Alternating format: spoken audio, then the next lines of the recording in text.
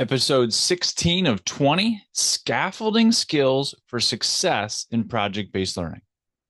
School visits with your leadership team and key stakeholders is a great first move for you to gain momentum for your PBL vision. When you go, remember and remind your team that model school that you're visiting, they didn't start there. What you're seeing now is years and years of PD and books and on-demand courses and trainings and collaborative meetings, wins, fails, right? Processes, structures. There's so much in there. So don't let your team get overwhelmed. There's also a lot that you can learn.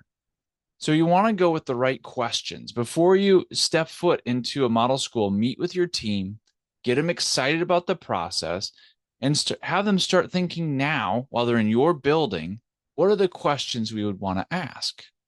And your teachers are going to want to ask the teachers questions, and you're going to want to ask the administrator questions. And you should all ask kids questions for sure. You definitely want to ask the kids questions. But one of my favorite questions is when you start to ask them about the scaffolding of the process. You start asking them questions like, how did you get here? Before you opened this building, before you started this vision, before you launched PBL for the very first year, what did you do the summer before? What did you do the summer after that first year to keep things going? Have you ever had a dip? Right? So ask the scaffolding questions. How did they get to where they are? Take them all the way back. They'll enjoy it. Like every time I ask these questions, people start to smile.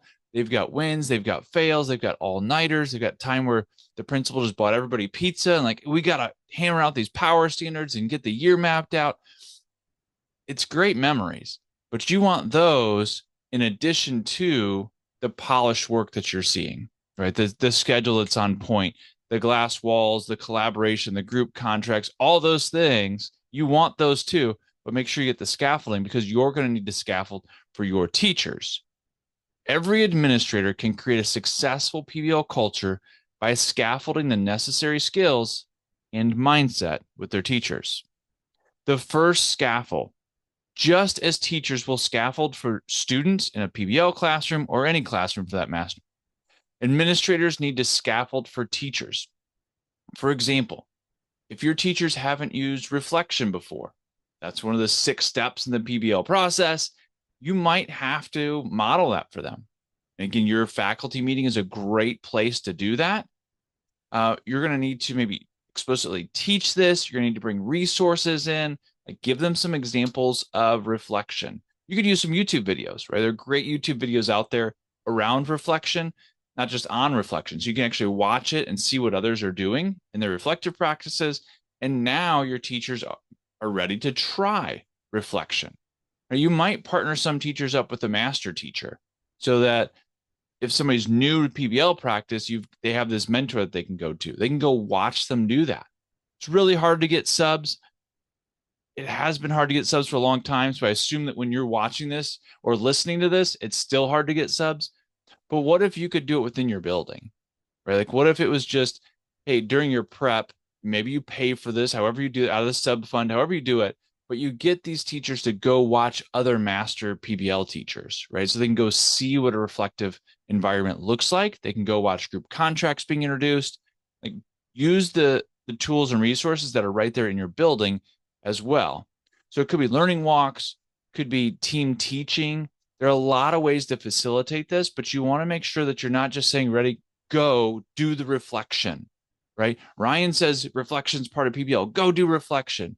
Group contracts are part of PBL. Go do group contracts.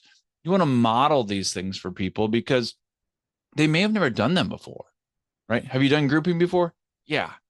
But what does that mean, right? It means that teachers may have put kids in the same general area and said, do some things. That would be like expecting something great to come out of the cafeteria. All your kids are together. They're all talking, but nothing awesome comes out of the cafeteria, just tater tots thrown across the room. So we've got to help our teachers scaffold into this PBL process just as much as we do our learners. The second scaffold that you want to bring is to equip teachers to move from direct instruction to small group workshops. And that might mean stations. It might mean part of a class period is workshopping.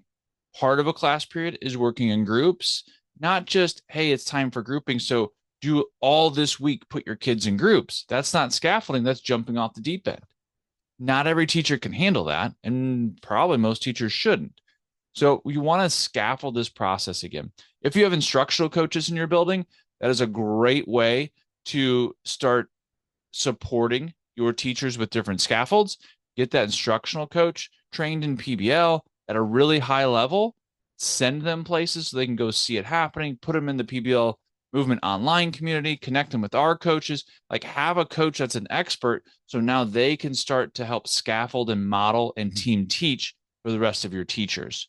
So that move from direct instruction, where as a teacher, I'm in control the whole time, that feels very safe for me. I grew up in that environment, so I know how it works. And now we're going to move to collaborative environments with stations or grouping. Right, you'll get some freak out, appropriately so. So to scaffold that, what is a small step that we can take? Maybe it's stations, grouping, but then again, you model those things.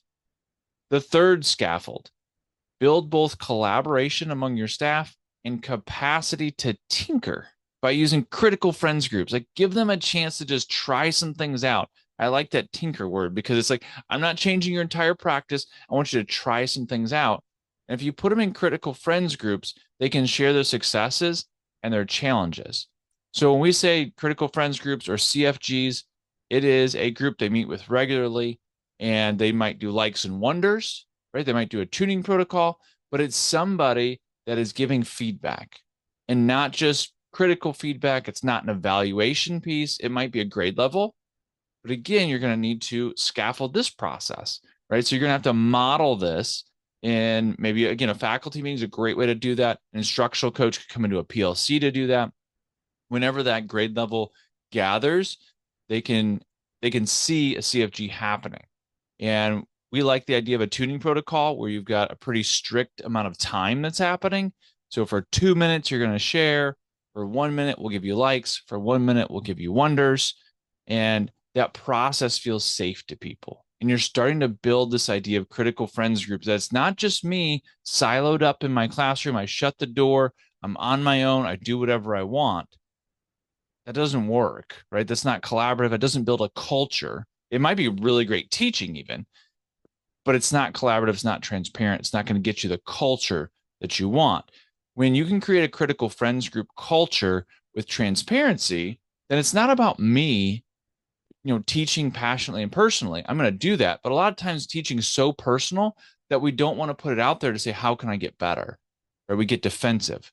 But in a critical friends group, we're putting the practice out in front. We're putting maybe group contracts out in front. And now we're going to do critical friends around that.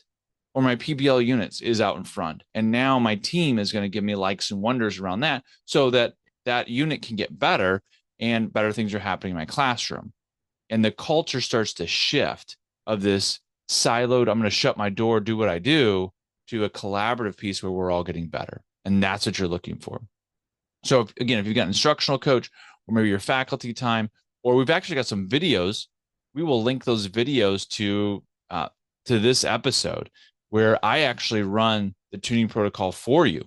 You're going to put it up on the screen and your whole staff can run through it together, and I actually guide it. That might be really helpful for you, or you can just watch it and see how I run it, and then you can run it with your own style, however you want to do that. But we'll put that in the show notes or connected to this video, however you're consuming this.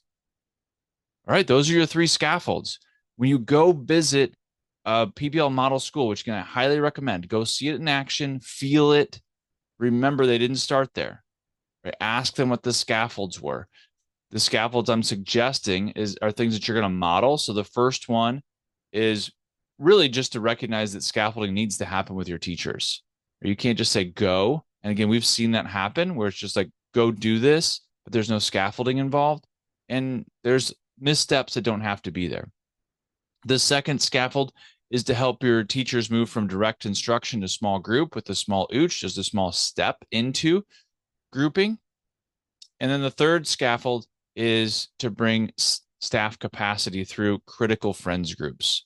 Critical friends groups can be great ways to create that culture of transparency and getting better every day.